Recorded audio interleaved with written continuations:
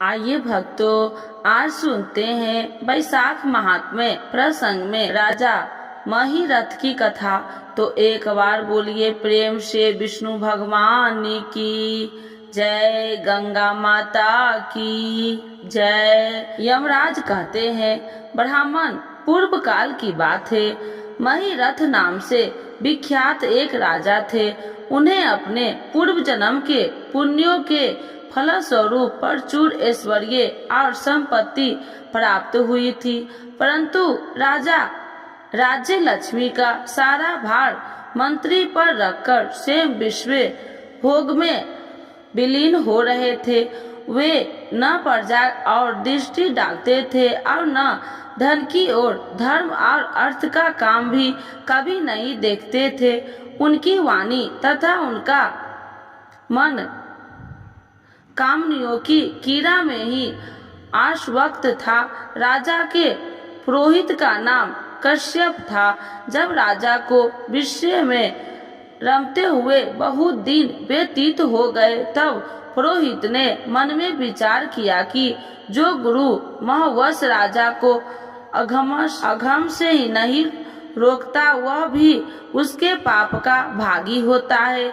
यदि समझाने पर भी राजा अपने पुरोहित के वचन की अवहेलना करता है, तो पुरोहित निर्देश हो जाता है। उस दशा में राजा की सारे दोष का भागी होता है। फिर से उस दशा में राजा की ही सारे दोषों का भागी होता है।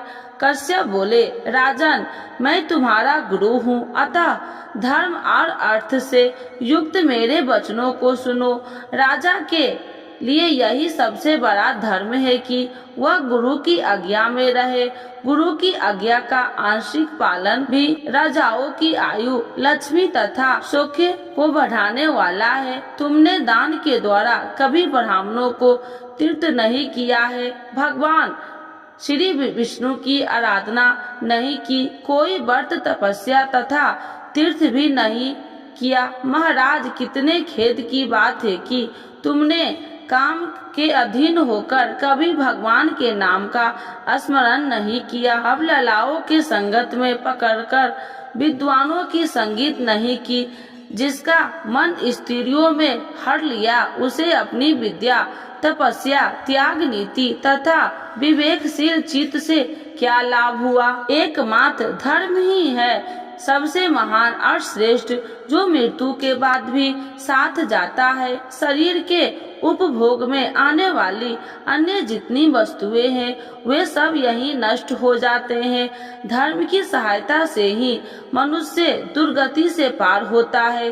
राजेंद्र, क्या तुम नहीं जानते, मनुष्य के जीवन का विलास जल की उलात तरंगों के समान चंचल एवं अनित्य है। जिनके लिए विनय की पगड़ी और मुकुट है, सत्य और धर्म की कुंडल है तथा त्याग की कंगन है, उन्हें जड़ आभूषणों की क्या आवश्यकता है।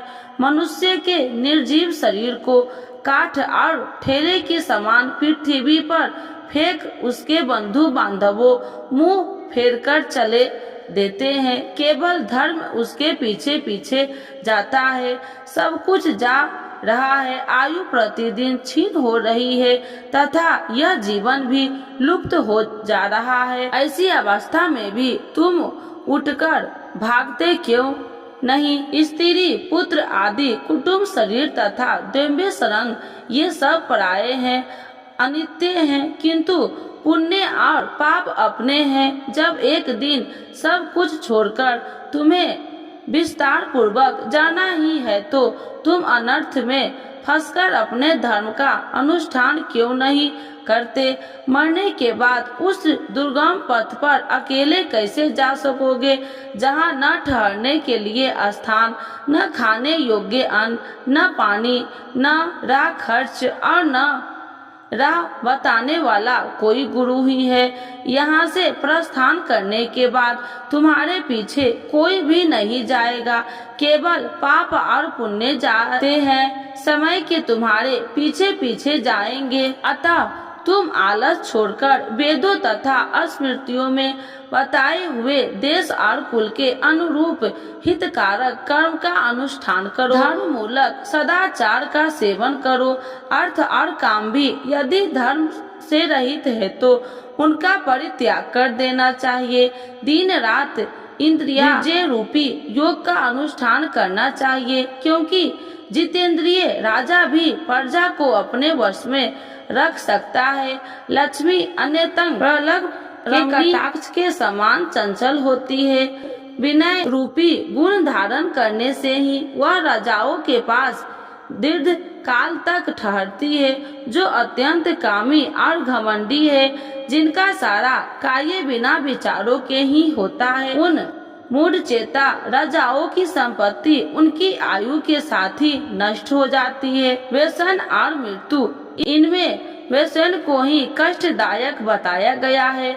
व्यसन में पड़े हुए राजा की अधोगति होती है और जो व्यसन से दूर रहता है वह स्वर्ग लोक में जाता है। व्यसन व दुख विशेषता से ही उत्पन्न होते हैं, अतः काम ही परित्याग करो। पापों में फंस जाने पर वैभव एवं भोग स्थिर नहीं रहते, वे शीघ्र ही नष्ट हो जाते हैं। चलते रुकते जागते और सोते समय भी जिसका चित्त विचार में संलग्न नहीं रहता वह जीते जी मरे तुल्य है। विद्वान पुरुष विषय चिंता छोड़कर समतापूर्ण स्थिर एवं व्यवहारिक युक्त में प्रज्ञात का साधन करते हैं। जीव का चित्त बालक की भांति चपल होता है, अतः उससे बलपूर्वक काम लेना चाहिए। राजन, धर्म की तत्ववर्षी वृद्ध पुरुषों की बुद्धि का सहारा ले प्राबुद्धि के द्वारा अपने कुपथगामी चित्त को वश में करना चाहिए। लौकिक धर्म मित्र भाई बंधु हाथ पैरों का चलाना, देशांतर में जाना, शरीर से कलेश उठाना तथा तीर्थ के लिए यत्न करना आदि कोई भी परम पद प्राप्ति में सहायता नहीं कर सकेंगे। केवल परमात्मा में मन लगाकर उनका नाम जप करने से ही उस पद की प्राप्ति होती है। इसलिए राजन, विद्वान पुरुष को उचित है कि वह विषय में प्रवृत्ति हुए चित्त को रोकने के लिए यत्न करे। यत्न से वह अभ्यासी वश में हो जाते हैं। यदि मनुष्य मोह में पड़ जाए, स्वयं विचार करने में असमर्थ हो जाए, तो उसे विद्वानों समूहों के पास जाकर प्रश्न करना चाहिए। वे पूछने पर यथोचित कथ्य का उपदेश देते हैं। कल्याण की इच्छा रखने वाले को हर एक उपाय से काम और क्रोध का निग्रह करना चाहिए, क्योंकि वे दोनों कल्याण का विधात करने के लिए उदात रहते हैं। राजन, काम बड़ा बलवान है, वह शरीर के भीतर रहने वाला महान शत्रु है। क्षय की अभिलाषा रखने वाले पुरुष को भी उसके अधीन नहीं बोलना चाहिए, अतः विधि पूर्वक पालन किया हुआ है। धर्म ही सबसे श्रेष्ठ है, इसीलिए तुम धैर्य धारण करके धर्म का ही आचरण करो। यह सांस बड़ा चंचल है, जीवन उसी के अधीन है। ऐसी स्थिति में भी कौन मनुष्य धर्म के आचरण में विलंब करेगा। जो वृद्धा अवस्था को प्राप्त हो चुका है, उसका चित्त भी इन निषिद्ध विषयों की ओर से नहीं हटता। हाय, यह कितने शोक की बात है। पृथ्वी नाथ, इस काम में मोह में पकड़कर तुम्हारी सारी उम्र व्यर्थ बीत गई है। अब भी तो अपने हित साधनों में लगे। राजन, तुम्हारे लिए सर्वोत्तम हित की बात कहता हूँ, क्योंकि मैं तुम्हारा पुरोहित और तुम्हारे भले बुरे कर्मों की भागी हूँ। मुनि श्रेष्ठों के ब्राह्मण हत्या, सुरापन, चोरी, ग्रुप निगम आदि महापातक बताए हैं। उनमें से मनुष्य द्वारा मन, वाणी और शरीर से भी किए हुए जो पाप है, उन्हें वैशाख मास समाप्त कर देता है। जैसे सूर्य अंधकार का नाश करता है, उसी प्रकार वैशाख मास पाप रूपी महान अंधकार को अवस्था नष्ट कर डालता है। इसीलिए तुम विधि पूर्वक वैशाख व्रत का पालन करो।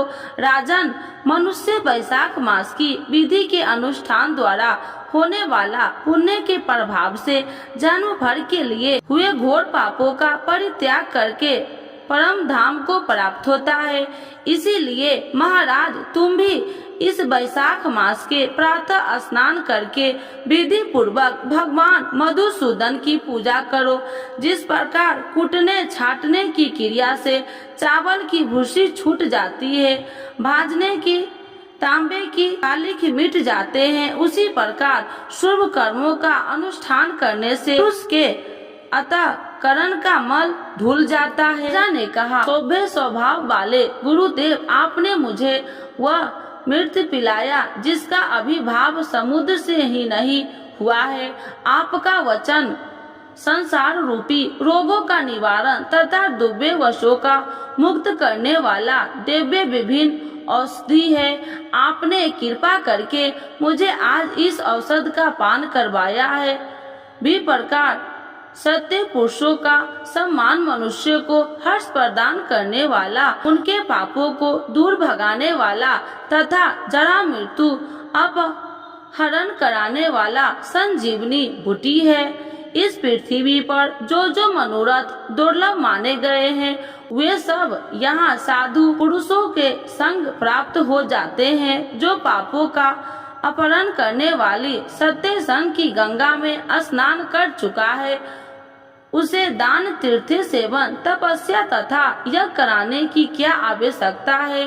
प्रभु, आज के पहले मेरे मन में जो जो भाव उठते हैं, वे सब केवल काम सुख के प्रति लोभ उत्पन्न करने वाले हैं, परंतु आज आपके दर्शन से तथा वचन सुनने से उनमें विपरीत भाव आ गया है।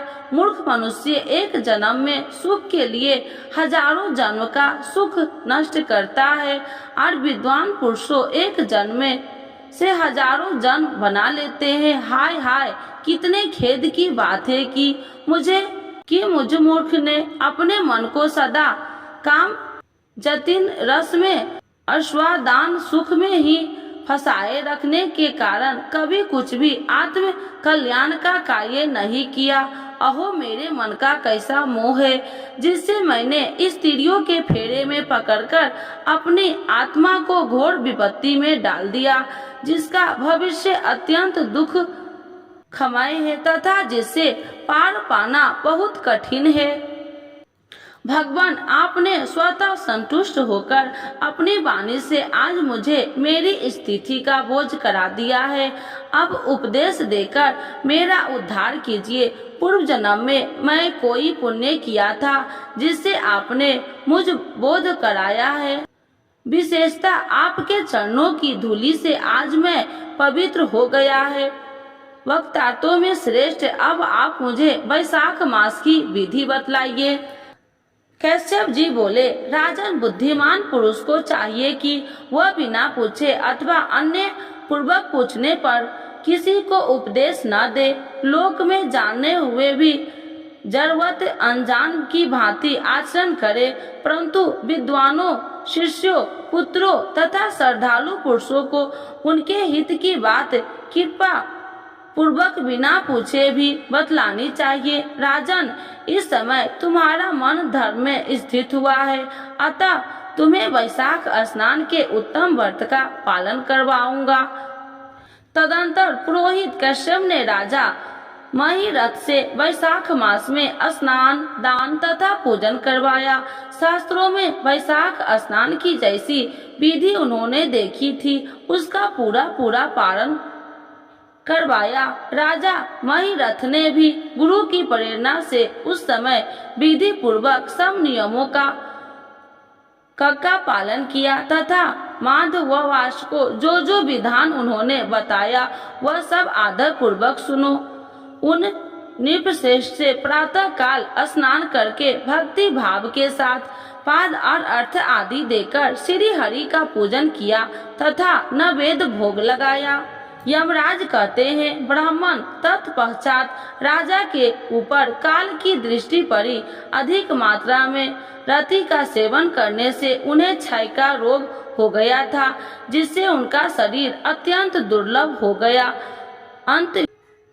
अंत तो गत्वा उनकी मृत्यु हो गई। उस समय मेरे तथा भगवान विष्णु के दूत भी उन्हें लेने पहुँचे। विष्णु दूतों ने ये राजा धर्मात्मा है तो यह कहकर मेरे सेवकों को हटा और सेम राजा को विमान पर बिठाकर वे वैकुंठ लोक में ले गए। वैशाख मास में प्रातः काल स्नान करने से राजा का पताल नष्ट हो चुका था। भगवान विष्णु के दूत अत्यंत चतुर होते हैं। वे भगवान की आज्ञा के अनुसार राजा महिरथ को नरक मार्ग के निकट से ले चले। जाते जाते राजा ने नरक के पकाए जाने के कारण घोर शिकार कराने वाले नारकीय जीवों को अंतर्वाद सुना। करार में डालकर उठाए जाने वाले पापियों का कंदन बड़ा भयंकर था। सुनकर राजा को बड़ा अविस्मय हुआ। वे अत्यंत दुखी होकर दूतों से बोले, जीवों को करा हरने की यह भयंकर आवाज क्यों सुनाई दे रही है? इसमें क्या कारण है? आप लोग सब बातें बताने की कृपा करें। विष्णु दूत बोले, जिन प्राणियों ने धर्म की मर्यादा का परित्याग किया है, जो पापाचारी एवं पुण्यहीन है, वे आतिम शस्त्र आदि भयंकर नरकों में डाले गए हैं। पापी मनुष्य प्राण त्याग के पश्चात यमलोक में मार्ग में लाकर भयानक दुख भोगते हैं। यमराज के भयंकर दूत उन्हें इधर घसीटते हैं और वे अंधकार में गिरते पड़ते हैं। उन्हें आग में जलाया जाता है, उनके शरीर में कांटे चुभाए जाते हैं, उनको आरी से चीरा जाता है तथा वे भूख प्यास से पीड़ित रहते हैं। पीव और रक्त के दुर्गंध के कारण उन्हें बार बार मूर्छा आ जाता है। कहीं वे खोलते हुए तेल में औटाए जाते हैं, कहीं उन पर मसूलों की मार पड़ती है और कहीं तपाए हुए लोहे की शिलाओं पर डालकर उन्हें पकाया जाता है। कहीं वनम, कहीं पीम और कहीं रक्त उन्हें खाने को मिलता है। मुर्दों की दुर्गंध से भरे हुए करारो नरक है, जहाँ सरपत वन है, शिलापात के स्थान है, जहाँ पापी शिलाओं पर पटकते जाते हैं तथा वहाँ की समतल भूमि भी आग से तपी हुई होती है। इसके सिवा गर्म लोहे के खोलते हुए तेल में मैदा के तपे हुए स्तंभ के तथा कुटुम सालमिल नाम के भी नरक है। छुरे, कांटे, कील और उर्ग ज्वाला के कारण क्षोभ एवं अन्य उत्पन्न कराने वाले बहुत से नरक हैं। कहीं पापी उन्हें वैतरणी नदी है, कहीं भीम से भरे हुए अनेकों कुंड है। इन सबों में पृथक पृथक पापियों को डाला जाता है। कुछ नरक ऐसे हैं जो जंगल में रूप में भी वहाँ के पत्ते तलवार की धार के समान तीखे हैं। इसी से उन्हें असिपत्रन कहते हैं। वहाँ प्रवेश करने की नर नादियों की शरीर में कटते हुए छिलने लगते हैं। कितने भी नरक और अंधकार तथा आग की लपटों का कारण अत्यंत दुर्लभ प्रतीत होते हैं। इनमें बार बार यातना भोगने के कारण पापी जीव नाना प्रकार के स्वर्णों के रोते हुए विलाप करते हैं। राजन, इस प्रकार शास्त्र ये विरुद्ध कर्म कराने वाले पापी जीवों कराते हुए नरक यातना का कष्ट भोगते रहते हैं। उन्हीं का यह कुंदन हो रहा है। सभी प्राणियों को अपने पूर्वकृत कर्मों का भोग भोगना पड़ता है। पराई स्त्रियों का संग प्रसन्न के लिए किया जाता है, किंतु वास्तव में वह दुख ही देने वाला होता है। 2 घड़ी तक किया हुआ विषय सुख का आस्वादन अनेक कल्पों तक दुख देने वाला होता है। राजेंद्र, तुमने वैशाख मास में प्रातः स्नान किया है। उसकी विधि का पालन करने से तुम्हारा शरीर पावन बन गया है। इससे छूकर बनने वाली आयु का स्पर्श पाकर ये क्षण भर के लिए सुखी हो गए हैं, परंतु तेज से इन्हें बड़ी तृप्ति मिली रही है। इसी से अब ये नरकवर्ती जीव कराहना छोड़कर चुप हो गए हैं। पुण्यवानों का नाम भी यदि सुना या उच्चारण किया जाए तो वह सुख का साधक होता है तथा उसे छूकर चलने वाली वायु भी शरीर में लगने पर बड़ा सुख देती है। यमराज कहते हैं, करुणा के सागर राजा महिरथ अद्भुत कर्म करने वाले भगवान श्री विष्णु के दूतों के उपयुक्त बात सुनकर विवित हो उठे। नीचे ही साधु पुरुषों का हृदय मक्खन के समान होता है, वैसे नवनीत आग की आंच पाकर पिघल जाता है। उसी प्रकार साधु पुरुषों का हृदय भी दूसरों के संताप से संपक्त होकर दबित हो उठता है। उस समय राजा ने दूतों से कहा, राजा बोले, इन्हें देखकर मुझे बड़ी व्यथा हो रही है। मैं इन व्यर्थी प्राणियों को छोड़कर जाना नहीं चाहता। मेरी समझ में सबसे बड़ा पापी वही है जो असमर्थ होते हुए वेद नाग्रस्त जीवों का शोक दूर न कर सके। यदि मेरे शरीर को छूकर बहने वाली वायु के स्पर्श से ये जीव सुखी हुए हैं तो आप लोग मुझे उसी स्थान पर ले चलिए, क्योंकि जो चंदन वृक्ष की भांति दूसरे के ताप दूर करने उन्हें आरहित करते हैं तथा परोपकार के लिए स्वयं कष्ट उठाते हैं, वे ही पुण्य आत्मा है। संसार में भी वे संत है जो दूसरों को दुख का नाश करते हैं तथा पीड़ित जीवों की पीड़ा दूर करने के लिए जिन्होंने अपने प्राणों को तिनके के समान निछावर कर दिया है। जो मनुष्य सदा दूसरों की भलाई के लिए उद्धार रहते हैं, उन्होंने ही इस पृथ्वी को धारण कर रखा है, जहाँ सदा अपने मन को ही सुख मिलता है। वह स्वर्ण के भी नरक के भी समान है।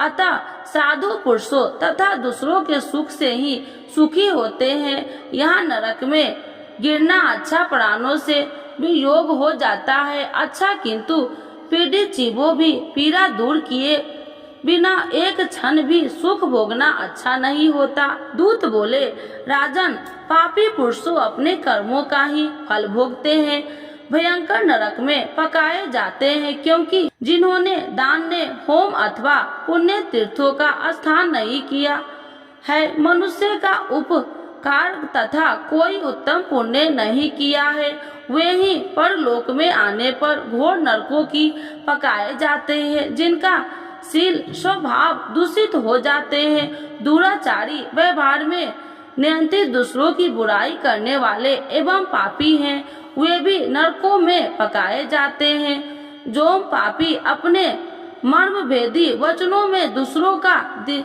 हृदय विडोन कर डालते हैं तथा जो पराई स्त्री के साथ विहार करते हैं, वे नरकों में पकाए जाते हैं। महाभाग, भोपाल जाओ, अब भगवान के धाम को चलो, तुम्हारे पुण्यवान हो, अतः अब तुम्हारा यहाँ ठहरना उचित नहीं है। राजा ने कहा, विष्णु दूत, यदि मैं पुण्य आत्मा हूँ तो इस भयंकर यातना मार्ग में कैसा लाया है? मैंने कौन सा पाप किया है तथा किस पुण्य के प्रभाव से मैं विष्णु धाम को जाऊंगा? आप लोग मेरे इस संशय का निवारण करें। दूत बोले, राजन, तुम्हारा मन काम में अधीन हो रहा था, इसीलिए तुमने कोई पुण्य यज्ञ अनुष्ठान अथवा यज्ञ विष्ट अन्य का भोजन नहीं किया है, इसीलिए तुम्हें इस मार्ग में लाया गया है। किंतु लगातार 3 वर्षों तक तुमने अपने गुरु की प्रेरणा से वैशाख असम में विधि पूर्वक प्रातः स्नान किया है, अतः महापापों और अति पापों के राशि का विनाश करने वाला भक्त वत्सल विवेश्वर भगवान मधुसूदन की भक्ति पूर्वक पूजा की है। यह सब पुण्य का सागर है। केवल इस एक ही पुण्य है से तुम देवताओं द्वारा पूजित होकर विष्णु धाम को ले जाए जा रहे हो। नरेश्वर, जैसे एक ही चिंगारी पर जाने के तिनके का राशि भस्म हो जाता है, उसी प्रकार वैशाख मास में प्रातः स्नान करने से पाप राशि का विनाश हो जाता है।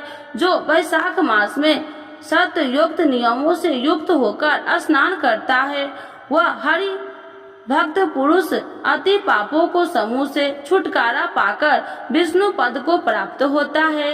यमराज कहते हैं, ब्राह्मण, अब यदा सागर राजा ने उन जीवों के शोक पीड़ित हो भगवान श्री विष्णु के दूतों से विधि पूर्वक कहा, साधु पुरुषों प्राप्त हुए ऐश्वर्य के गुणों तथा पुण्य का यही फल मानते हैं कि इनके द्वारा कष्ट में पड़े हुए जीवों की रक्षा की जाए।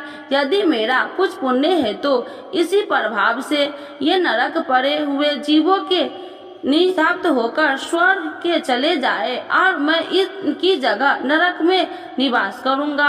राजा के ऐसे वचन सुनकर श्री विष्णु के मनोहर दूत उनके सत्य और उदारता का विचार करते हुए इस प्रकार बोले, राजन, इस दया रूपे धर्म में अनुष्ठान से तुम्हारे संचित धर्म का विशेष बुद्धि हुई है।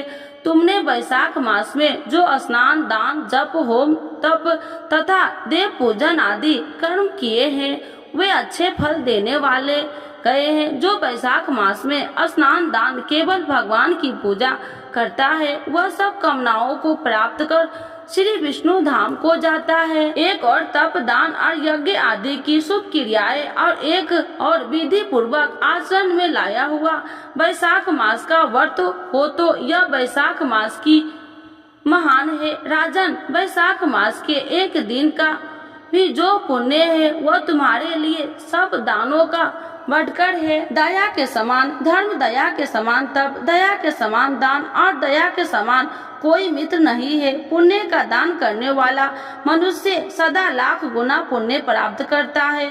विशेषतः तुम्हारी दया के कारण धर्म की अधिक बुद्धि हुई है। जो मनुष्य दुखित प्राणियों को दुख से उद्धार करता है वही संसार में पुण्यात्मा और उसे भगवान नारायण के अंश में उत्पन्न समझना चाहिए। वीर, वैशाख मास की पूर्णिमा को तीर्थ में जाकर जो तुमने सब पापों का नाश करने वाला स्नान, दान आदि पुण्य किया है उसे विधिवत भगवान श्री हरि को साक्षी बनाकर 3 बार परित्यक्षा करके उन पापियों के लिए दान कर दो जिससे ये नरक से निकलकर स्वर्ण को चले जाए। हमारा जो ऐसा विश्वास है कि प्रीत जंतुओं को शांति प्रदान करने से जो आनंदित मिलता है उसे मनुष्य स्वर्ण और मोक्ष की भी नहीं पा सकते हैं। शोभे, तुम्हारी बुद्धि, दया एवं दान में दृढ़ है। इसे देखकर हम लोगों को भी उत्साह होता है। राजन, यदि तुम्हें अच्छा जान पड़े तो अब बिना विलंब किए इन्हें वह पुण्य प्रदान करो जो नरक यातना के दुख को उदय करने वाला है। विष्णु दूतों को ये कहने पर दयालु राजा महिरथ ने भगवान गदाधर को साक्षी बनाकर 3 बार प्रतिज्ञापूर्ण संकल्प करके उन पापियों के लिए अपना पुण्य अर्पण किया। वैशाख मास के एक दिन के ही पुण्य का दान करने पर वे सभी जीव का यम यातना के दुख से मुक्त हो गए। फिर यतन वर्ष भरकर वे श्रेष्ठ विमान पर आतुर हुए और राजा का प्रस्थान करते हुए उन्हें प्रणाम करके स्वर्ग को चले गए। इस दान से राजा को विशेष पुण्य की प्राप्ति हुई। मुनियों और देवताओं को समुदाय उनकी स्तुति करने लगा तथा वे जगदीश्वर श्री विष्णु के पार्षदों द्वारा अभिवंदन होकर उस परम पद को प्राप्त हुए जो बड़े बड़े योगियों के लिए भी दुर्लभ है। द्विज श्रेष्ठ, यह वैशाख मास और पूर्णिमा का कुछ महात्म्य यहाँ थोड़े में बतलाए गए हैं। यह धन्य, यश, आयु तथा परम कल्याण प्रदान करने वाला है। इतना ही नहीं, इससे स्वर्ण तथा लक्ष्मी की प्राप्ति होती है। प्रशंसनीय महात्म्य अंतःकरण को युद्ध करने वाला और पापों को धो डालने वाला है। माधव मास को यह महात्म्य भगवान माधव को अत्यंत प्रिय है। राजा महिरथ के चरित्र और हम दोनों का संवाद सुनने, पढ़ने और विधि पूर्वक अनुमोदन करने से मनुष्य को भगवान की भक्ति प्रदान होती है जिससे समस्त कलेशों को नाश हो जाता है। सूत जी कहते हैं, धर्मराज की यह बात सुनकर वह ब्राह्मण उन्हें प्रणाम करके चला गया। उसने भूतल पर प्रति वर्ष स्वयं जो वैशाख स्नान की विधि का पालन किया वही दूसरों से भी कराया। यह ब्राह्मण और यम का संवाद मैंने आप लोगों से वैशाख मास के पुण्य यम स्नान के प्रसंग में सुनाया है। को एक चित होकर वैशाख मास के महात्म्य का श्रवण करता है, वह सब पापों से मुक्त होकर श्री विष्णु के परम पद को प्राप्त हो जाता है। तो एक बार बोलिए प्रेम से श्री विष्णु भगवान की जय, गंगा माता की जय, लक्ष्मी माता की जय।